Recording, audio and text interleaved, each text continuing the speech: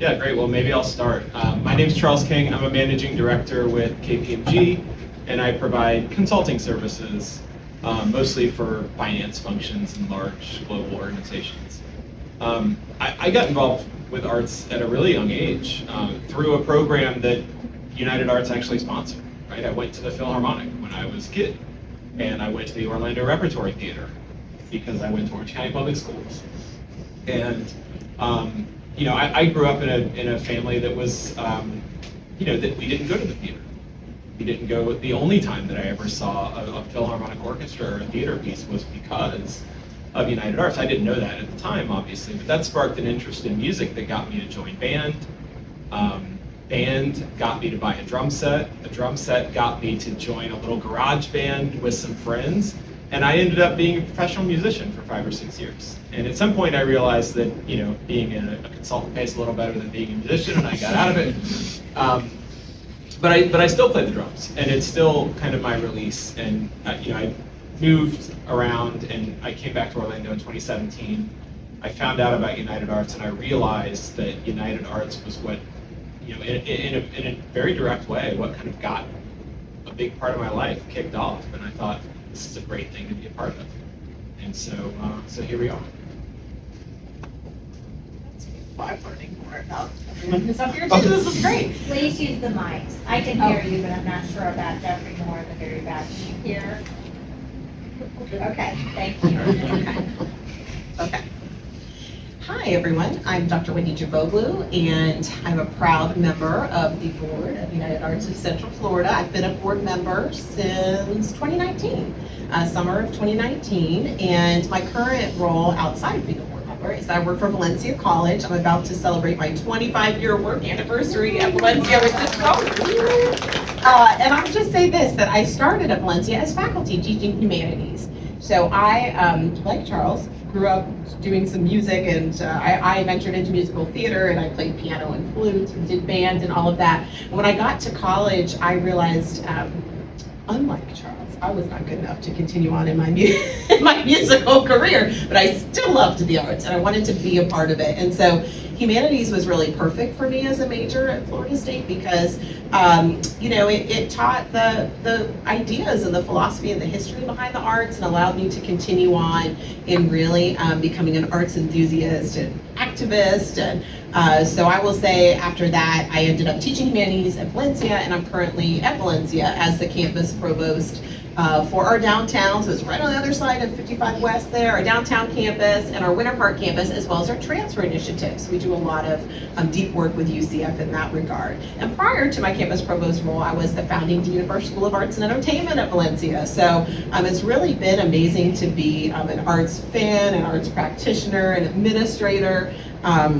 I'm really a fangirl, I would say, of United Arts. I actually volunteered for United Arts many, many years ago when I was a faculty member when we used to do Arts Fest, and I volunteered for Orlando Opera, and would just say that now I'm a mom of a budding artist. His current passion is ukulele. He's taking lessons at the band room. He's really good and has done all kinds of Orange County Public Schools field trips and everything like that. And so for me, it's an honor to serve on the board because it has deepened my appreciation for all that United Arts does. And I know we'll be talking about that a little bit later. And it's amazing to get to work directly with arts and culture in Central Florida. And so I'm just thrilled to be here today. So I'm Scott Evans. I'm Senior Director for Visual and Performing Arts for Orange County Public Schools. What that means is I support the curricular needs of about 800 arts educators that serve about 160,000 students weekly in the arts. And that includes music, dance, theater, and the visual arts. I've been in this job, my job for 12 years, but prior to that I taught in Orange County for 10 years, so 22 years for me here in this position. And my first introduction to United Arts was also a YPC or orchestra experience with the Orlando Phil, not as a student, but as a teacher bringing my students to the Orlando Phil per the wonderful partnership between Orange County Public Schools and United Arts. I also was able to bring Opera Orlando, or back then it was Orlando Opera, to my school to do a traveling show, also funded completely with United Arts support to be able to give my students those opportunities. So really, once I came into this job, I realized I'm now in charge of making sure the contract stays and grows and continues. I had those experiences as a teacher and saw firsthand how beneficial, and you've heard here today, how beneficial those experiences are for all kids. So I could not be more honored to sit here and say all the best and wonderful things about United Arts. Hi everyone, my name is Sheldon Dutez. I am a news anchor at Western News. I anchor the morning and midday newscast. I've been a board member for United Arts for a little more than 2 years now, which is hard to believe that much time has passed. But I too am a product of Orlando and the cultural scene here. My parents took us to performances at the Bob Car and at the Civic Theater, which is now the Rep. And I also had the opportunity to perform in some of the children's productions at the Civic Theater back then. So I left for college in 2003, out of state, came back in 2020, and I wanted to get involved with United Arts for 2 reasons. One, I wanted to work with a group of local leaders who were passionate about this community and who would inspire me, and I wanted to work alongside them to accomplish that goal. The other reason why I wanted to get involved, the arts has had a major impact on my life. I think that it has this power to get people together for communal experiences. And we can have that shared experience, learn a little bit more about ourselves, and also learn a little bit more about each other. And I want to be part of an organization that would make that accessible for so many people here in my hometown. So it's a personal passion project, and I'm really excited to be here on the board. Who needs a microphone? I feel like you can tell who the professional is.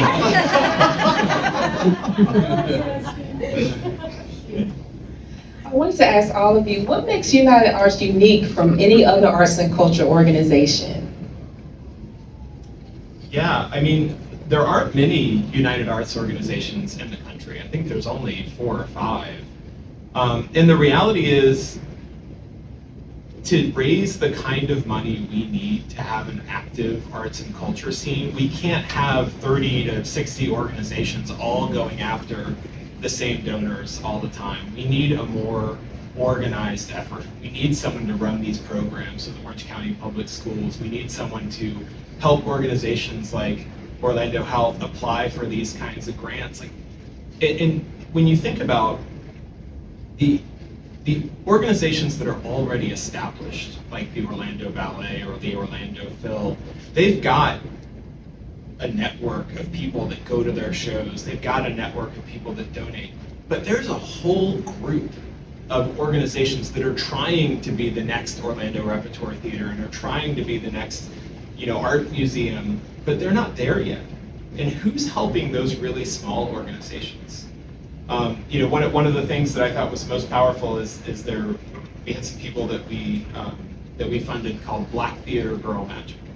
What Black Theater Girl Magic does, they're a great organization. Getting a directing job is really hard.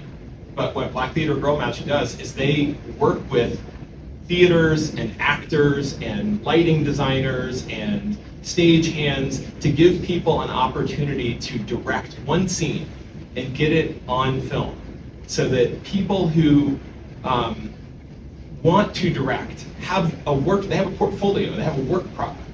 Now that's an organization that is small. They're not even a 501c3, right? It's a couple people that got together and had a vision for what to do. And they would never have done it if they hadn't gotten grants from United Arts. And I think stuff like that is so powerful, and there are dozens of organizations like that, and there should be a lot more. And I think with the help of organizations like United Arts, you can make things like that happen. I think jumping on that, so Black Theater Girl Magic, because of our relationship with United Arts, and to me, one of the wonderful things about United Arts is that they're a convener and a collaborating organization that really encourages all of our arts organizations to collaborate, and they're connectors. And United Arts connected me with Black Theater Girl Magic about a year ago, and we've met with them many times. We're in the works with planning a project that will impact a lot of students across Orange County Public Schools as they develop their infrastructure to be able to deliver. We've had time now to develop curriculum, to start developing what that project is going to look like. Because one of our main goals is, as you said, there's a lot of established arts organizations and communities, but finding those authentically diverse cultural organizations that may not yet have the ability to do what the Orlando Phil and the Orlando Art Museum, et cetera, can do is so critical. United Arts does a beautiful job at that. And so our mission is to find that authenticity and diversity and get that to our students and let our students see themselves in the performers and in the art forms that are being presented to them. And this is the perfect way to do that. So this is just one, I mean, I can name 3 and 4 groups that United Arts connected me with on that mission towards that, so that we can get to that goal of that authentic diversity and authentic art forms being delivered. So again, so critical that United Arts has that ability to do that and has those relationships already, that they're making that happen. For me, like, I wanted to get involved with so many different arts groups here. Like, you know, I was a member of the rep when I was a kid, and there was Orlando Gay Chorus and the Dr. Phillips Center and all these different opportunities to get involved. And I was like, well, I can't serve on like 6 boards. Like, that would be ridiculous. So I was like, how can I serve on one board that's going to have the most impact? And that's United Arts. And through United Arts, yes, we are helping out, as been mentioned already, some of the bigger organizations, but it's been so rewarding. Like, we get to have an opportunity to serve on grants panels. So we're reading through the grant applications for some of the smaller performance spaces or some of the smaller festivals in town so that they can get a leg up. So it's more than just like the big power players in town. It's a little bit of everybody, and it's a way to make sure that everybody has an opportunity to shine. So beautiful. All the responses. What should I add? What I will add is that there's a certain degree of agility and responsiveness and cultural responsiveness that United Arts of Central Florida does and can do outside of politics, and dare I say outside of education, where Scott and I were talking earlier, like sometimes it takes a long time to have change within an educational system or institution.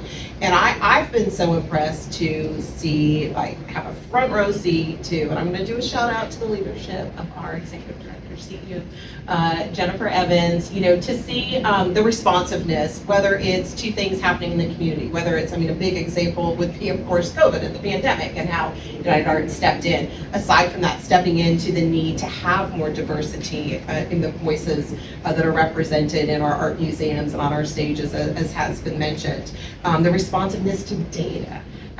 You know, partnerships, you know, United Arts as a partnering organization was mentioned. It's a partnership, you know, on a national and international level as well, with the amount of data we get on the economic impact of the arts in Central Florida. And we're situated in such a unique place with, you know, so many live performing artists, whether it's theme parks or Dr. Phillips Center on any given day. So it's just been a great, again, convener, but also a responder, really a super change agent when needed for the arts. And I'll just say personally, being friends with so many executive directors or people in fundraising roles at other arts organizations, United Arts has provided mentoring for those organizations, those up and coming leaders and diverse leaders for boards. And so I'm just so grateful to have, you know, to have that leadership here.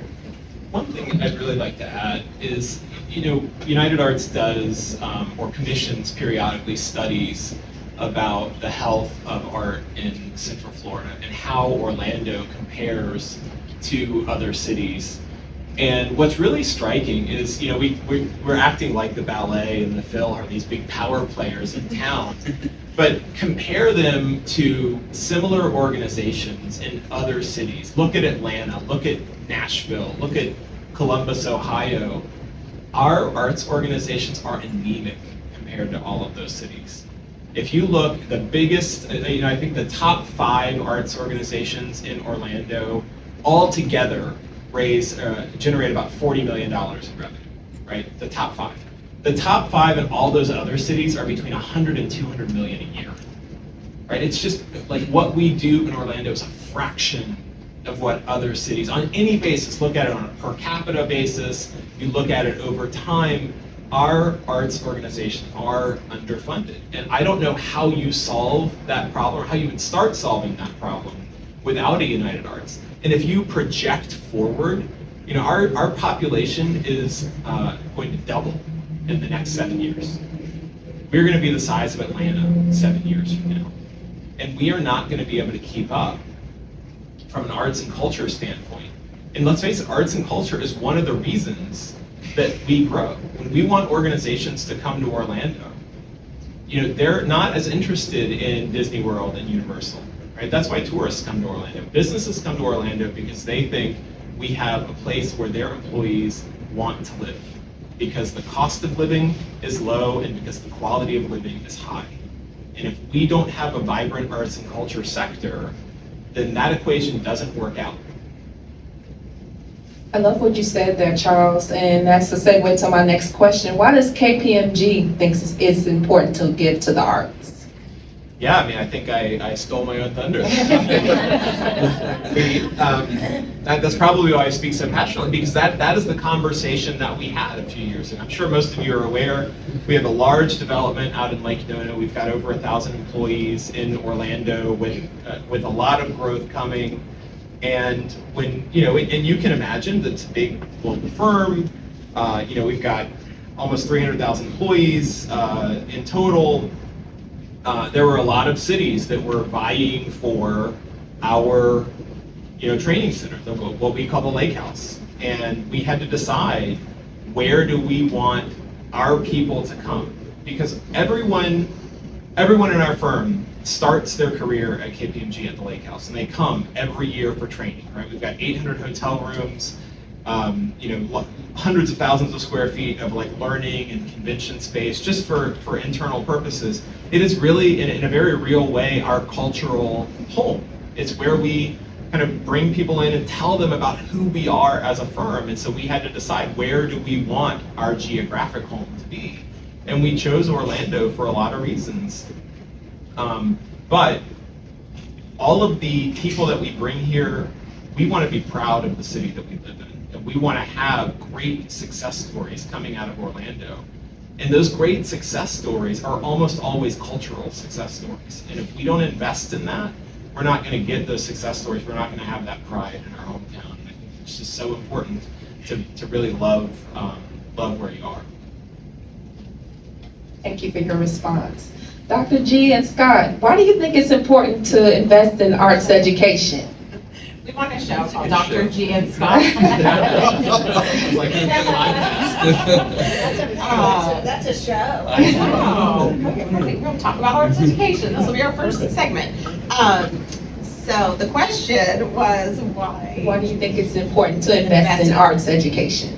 Well, I mean, I love the stories that the panel that we've shared, especially the gentleman to my left and right, because you all shared stories of growing up in the arts, and certainly that arts education moment of being in school and going to your first performance and then getting engaged in arts organizations. So to me, we don't speak about joy and happiness enough. And so I'm just going to start there, like sheer joy and happiness for our children in K through 12 arts education programs. We also know the critical thinking, the empathy, the decision making, the creativity, all of those things that are so beneficial. We know the healing aspects of the arts, as Valerie shared that beautiful example earlier.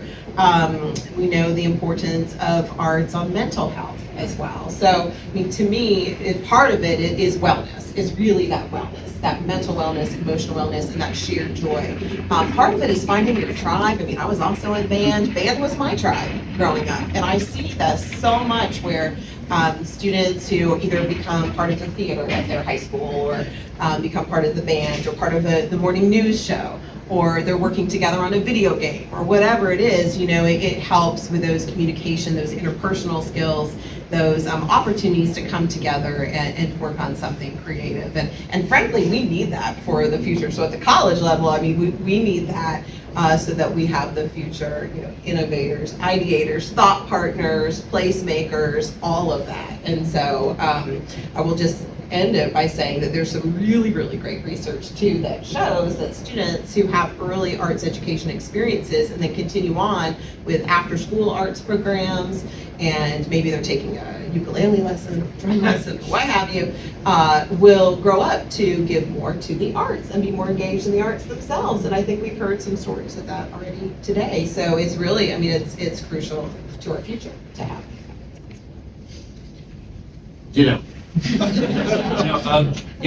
Wendy highlighted all the amazing main points I think that we want to share. I also think about specifically in this area that we're really preparing students for jobs that are available right here. The arts and entertainment industry in this community is huge, and our kids can graduate with the right skills if they're in those arts courses with a leg up to get those jobs in this robust arts and entertainment right here, and then of course across the country. So we look at it not only giving kids arts experiences to help all the other things, but also for those kids that really do want to pursue their passion and be in the arts, we say do it. You know, don't worry about being the poor rock band musician.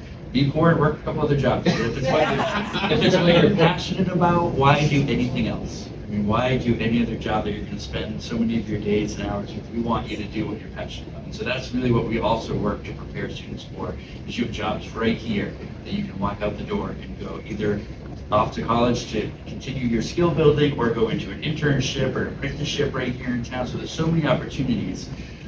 You know, just to tag on to a comment earlier, the investment piece and the why do people want to come here and move to this area, the Realtor Association for this community is our #1 financial sponsor for a lot of the major projects that we do with the arts and OCPS, because they say the people that are looking for homes ask realtors about the school district, and one of those questions is always, what are the arts opportunities at those schools? And so they've invested with their own dollars into projects that we do with the arts in the public schools, because they know that's important. They know that that's how they sell houses, that's how they build community, is those arts programs. So I think, you know, that speaks highly of the recognition of that need and the pure desire of most people to have arts in their lives and to have arts be part of who they are.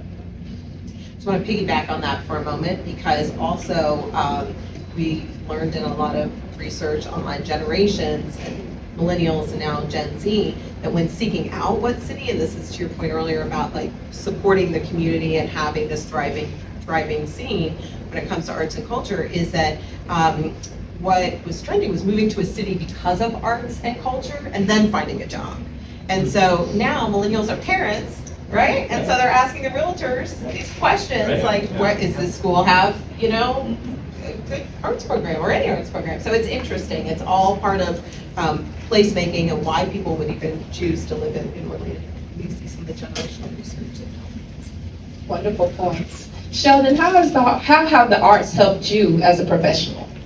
Oh, I mean, in tremendous ways. As I mentioned, I grew up here in Orlando, and back in the day, the Civic Theater had the Civic School of Theater Arts, and local kids got to perform in productions, and our parents would send us off for, you know, these different performances and come and watch us, and our friends and family would come.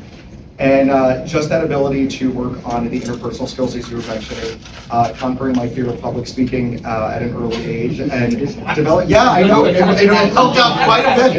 It helped out quite a bit. But even beyond that, I think that, and we've touched upon this in different ways, but the arts have a way of kind of transporting you beyond your current situation. So you know your life, you know your experience, but we all respond to stories, and we respond to visual stories, and we respond to written stories. And when we have an opportunity to step outside of ourselves and learn something new, we don't even realize a lot of the times that we're learning about a new culture or a new concept or whatever the case may be. So again, we're learning about ourselves, we're learning about something different, and I really think that helps kind of create community, because it dissolves those barriers that a lot of us tend to put up. So. Yeah, I will agree. Like even in my world, like storytelling, like we give our people training on storytelling. Like a bunch of accountants, we don't put them in a room and teach them debits and credits. We teach them how to tell a story in PowerPoint. You know? I wanted to take the opportunity to open up some questions to the audience. Did anyone have any questions for our panelists this evening? Please ask something. Come on. Francisco? What are some of the challenges that United Arts faces or sees with getting minorities involved or more active in the arts? I've had the opportunity to attend some of the performances that you mentioned, Orlando Ballet, Opera Orlando, even some of the participants, dancers. You don't see that inclusion from minorities. what are some of the things that we're doing as a community to get more interest? I'll start. I'm sure everyone has a great answer. Sheldon? Oh, go ahead. I will piggyback off of you. We're that passionate about this organization and this town, so yes. It's a huge focus right now. So there are so many things that we've done. So first of all, we've partnered with other organizations in town to build a pipeline of diverse citizens of Central Florida to join arts organizations and arts boards to make sure that the programming, the talent is representative of the community. There's still a long way to go, right? Anyone that's flipped the program of any of these big organizations we've been talking about knows there's a long way to go. But that's not a problem that United Arts solves alone. That's a problem that we solve by working with our community partners like the Orlando Economic Partnership and others. So from a leadership standpoint, that's one thing we're doing. From a funding standpoint, there are numerous programs we've put together that are focused on Black, Indigenous, people of color, women-owned arts organizations to get money into the hands of smaller organizations that are just starting out, that are led by people that are diverse representatives in our community and have new ideas. Some of them are a little bit larger, like Teatro de Colonizierto, I think is one that's like a really big one. But there are so many others. Michelle Lee Puppets is another one that I think is a really interesting organization. If you've never seen what they do, go find them and watch, but it's amazing. They build these puppets, they take them to schools, they take them to theaters, they do all of this great stuff that is an art form that sounds like something that you probably don't want to watch, and you watch it and it's something you really want to watch. It's just incredible. So, whether it's Michelle Lee Puppets or Black Theater Girl Magic we talked about before, there are organizations that are getting funding from United Arts and getting technical support too. How do you found a 501c3? How do you build a board? How do you do the accounting for an organization? So that they've got leadership, they've got funding, they've got expertise to make it happen. But it doesn't happen overnight, right? And I think these programs, it's going to take a while to see this really flourish. But there are organizations, you have to look a little harder to find them, but they're out there and they do great work. It's absolutely worth getting off the beaten path and finding them. I think another way that we can change that is by having more people in those decision-making roles, more people serving on United Arts and serving on these different boards. So since I've come back to Orlando, I've been working with Jennifer and just trying to get the word out to get more people on our board that are representative of our community. So I'm an elder millennial. I'm 37 years old, and I'm one of the younger people on our board, which is crazy because I'm not that young. We should have but I'm serious. We should have more diversity across the board when it comes to representation of this community. So when that is in place, then we have opportunities to make sure that things are accessible to everyone. And to piggyback on what Charles was saying, there are a lot of organizations in town, including Central Florida Community Arts, which is the community arts group here in town where you don't have to be classically trained. If you had a passion for band in high school, you can come play in their orchestra. If you had a passion for singing, you can be in their chorale. If you have a passion for performing on stage, they will have an opportunity for you. And those performance spaces tend to look more like our community because they're opening the doors to everyone. So we do have it here. I think it's just maybe a marketing issue. We have to let the word out to let people know that it's there, that they can see it. And our grants. Yeah, absolutely. That's a good point. So the other thing that we do is all of our programs are issued through applications that come in, and we have grants panels from the community. So sometimes there are a handful of board members on those panels, but if it's a 12-person panel, 10 of those people are volunteers from the community that are very intentionally selected because they're representative of the community. And so those grant panels are ultimately the ones who decide, out of the kind of pot of money that we've raised, which organizations get how much money and how much of their ask is going to be filled. So I think the decision-making process about the allocation of those funds is also driven by a very diverse group of people. I think too, I've met with so many of those groups now that are getting those smaller grants, which is giving them the ability to put together programs that we can then take into the schools, which of course again lets our kids see themselves in those performances, which then in turn hopefully gets them excited about doing all the things we're talking about. But often what I find is a lot of those organizations don't yet have the infrastructure or the systems in place to deliver at a mass level. So right now we're starting where they're at. So we'll go into one school. You know, for us, if you're going to partner with us, that's 138 elementary schools that, you know, somehow you might have to be involved in. So that's overwhelming for most arts organizations. So starting smaller and giving them opportunities to get in front of our kids at a much smaller scale, just so that we can get their foot in the door, get our kids able to see these amazing groups, and then hopefully watch those groups blossom so that we can increase those opportunities for our kids. So it really is, but that, again, is being nurtured by United Arts. So I only learned of many of those groups recently because of United Arts' specific and deliberate effort to connect with those organizations and to support those organizations. And then I feel like it was in the next breath, it was like, now you could please go talk to Scott Evans so we can get you into the schools. And we've, you know, Foxtail Coffee Winter Park is my place to go. I think I just have like a revolving door where they come in, we sit and we talk about what can we do together? How do we get you into our schools? And it's really working to expand those opportunities. So like that service alone is so valuable to us in the school district, and that's totally United Arts. That's what they're doing and what they've taken on as their mission. And we also have a lot of people on our board that are passionate about making Central Florida a great place to live, and so many people want to share their gifts and their resources and what they've learned with other people here in town. So even at our last board meeting, there's someone who is interested, a young woman from Paramore who's interested in starting a nonprofit, and she's learning on the go and she's asking questions at our board meeting. People were giving her contact information to follow up with her to help her along that process.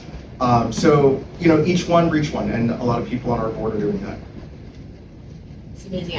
I would also direct anyone to the website for United Arts to see what is really a matchmaking program that Charles mentioned for diversifying boards, arts boards in Central Florida. And so we need help. We need people to reach out to fellow diverse leaders in every sense of the word, because our arts boards as individual entities, along with United Arts of Central Florida, they want to be diverse, and that change from the board level, from the staff and administration level, is really what's needed. And also the Orlando at Play, the opportunity that United Arts provides for individual and group performances to be promoted. You know, maybe not everyone has a huge marketing budget or department. United Arts is providing opportunities through the web and through social media in particular to get the word out about all these wonderful performances, and really mentoring individuals and groups that will help to share our diverse stories of Orlando.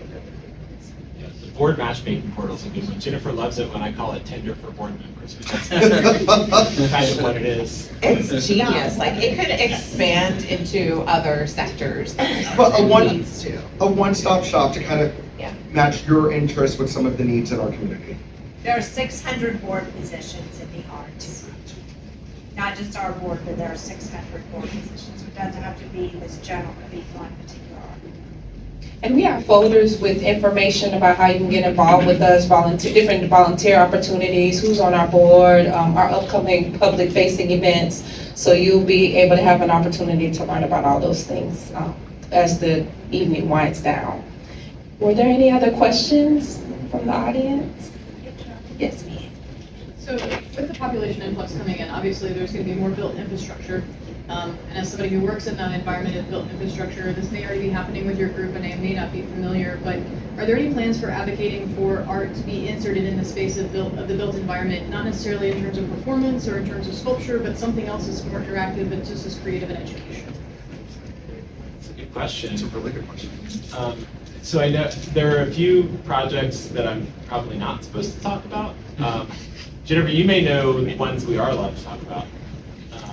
United Arts does not have a creative placemaking role right now in our community, and that's from a planning standpoint of view. There's not really a creative placemaking lead in this community, because thankfully because of our entertainment industry, we are a creative place, but outside of the theme parks, we don't have design teams and planners and places at the table from a creative placemaking perspective. So I'm glad, we talked about that earlier.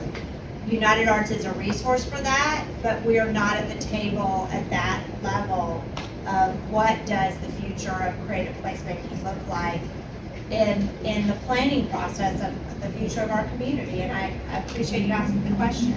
Yeah, I would love to help you brainstorm that, however it be assistance. Thank you.